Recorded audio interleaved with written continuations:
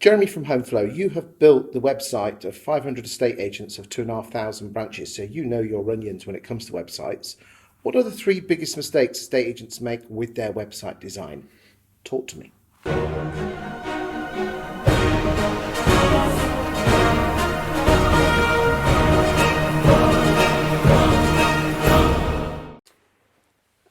I think only three. The thing is, buying a website is something you only do every 3 years, there or thereabouts. Some people every 2 years, some people every 4 years. Some of them let it go 5, 6 years. And so it's not something that you do all day long. So buying a car, you only buy one every 3 years. And therefore you can't expect, unless you're interested in websites or interested in cars, and it's harder to be interested in websites than it is to be interested in cars, you can't expect people to be experts when they buy.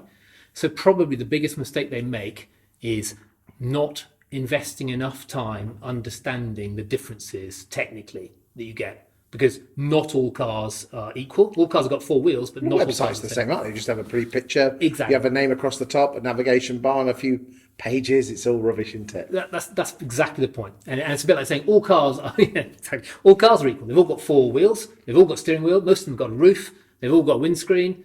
But they're not all the same. Not all of them are Porsche 911s. Not all of them are BMWs. And that's not to say that some of the lesser marques of cars aren't worthy, aren't a good value point for what they do. It's just websites are so comparatively cheap compared to portals that getting it right, getting your chassis right for all the stuff you're then going to hang on it. You're going to put live chat. You're going to put reviews. You're going to put instant valuations. You're going to put paid search in there. You're going to do SEO, and you'll get nowhere on your SEO unless the chassis is pretty decent to start with, and they don't put enough.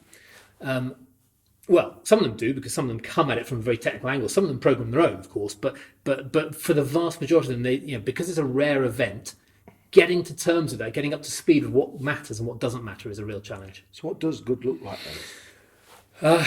Good for an estate agent's website is good design and also good functionality and good underlying underpinnings of technology. So good SEO, good speed. The site's got to serve quickly. Okay, we're in Q1 2020. So, I mean, obviously, if someone's watching this later in the decade, it's going to be out of date. But name some agents that you look up to in terms of their design of their website. Wow, gosh. I think the Belvoir site is good, clean, basic. The Winkworth site is good, clean, solid, and basic. And I use that word basic because you don't want to bamboozle your user. It's not actually about the design temple. That's one of the other mistakes we were talking about. Getting your brand to look like your brand is important, but if that gets in the way of the functionality of what the user wants to do, which is find your phone number or submit a form or see a property's details, then you're just getting in the way of what they're trying to achieve, and it's counterproductive. That winds me up all the time, that does. There we go. Good stuff. So what's the second mistake that agents make then? Well, I think the second mistake is just buying on price and price alone. So often people will just go in and say, I'm buying this. I've found two websites. They've all got four wheels. They've all got a navigation bar, and this one costs 50 quid a month. This one costs 250 quid a month. I'll buy this one. That's extreme. But too often people think, if you think about that, if one website has a conversion rate that is just 3 or 4 percentage points better than another website because it's got better functionality, better design, better form design, then all of that money you're going to spend on SEO and PPC is leveraged through that. All the money you do on your brand is leveraged through that vehicle. It's your brochure, it's your shop window.